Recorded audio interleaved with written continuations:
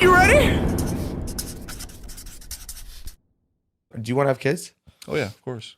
You want to have like the full family, regular shit. You hope. Yeah. You never know. I'm the same way. Yeah. You never know. Yeah. There you go. Yeah. Yeah.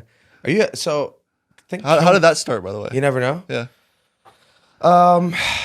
I wish I had a more meaningful reasoning for it, but it's really how our whole life has worked. So it first started me and Blue, like we'd smoke, get high, and we talked in this voice. We're like, hey, yeah, hey, Steve. Like that's how Steve started too. Like we had this thing where we were just like had this high voice, and we'd be like Snapchatting, and the fans would catch on to it. Yeah.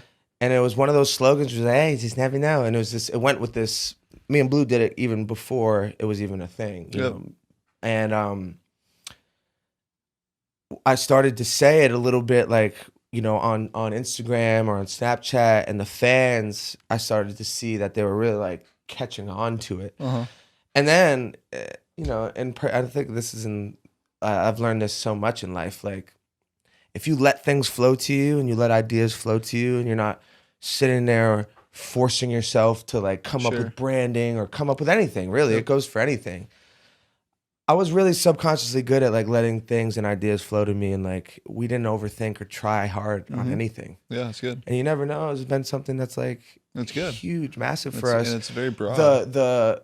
Yeah, I started to realize very quickly that like, wait, one, I live by this. Like you really, you know, in the most broad way, like you just don't. You can get it. I can get in my car and get ran over, and everything, all these plans for next week, and I'm worried about this. It ends. It can end in a fucking blink of an eye, you know? So it really became something that like we championed very quickly, but it started as just like some fuck shit, just nothing, you know? And it really was nothing more than that, but it's really become like something I live by. Sure. And then the next thing is Keep Going, which I have tattooed too. It's just like, that's gonna be the next album name. Nice. And it's, which is going to be fire. We've been working on it for a while. So it is, you know, keep going. Another thing, and these ideas just kind of, just let them flow. I don't try to, I don't know. I just feel like, ring the bell, 7 Spiritual Laws of Success. This book, are you a reader? Not really.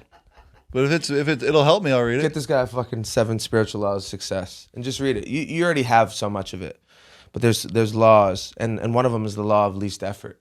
And it's this dude, Deepak Chopra, wrote it.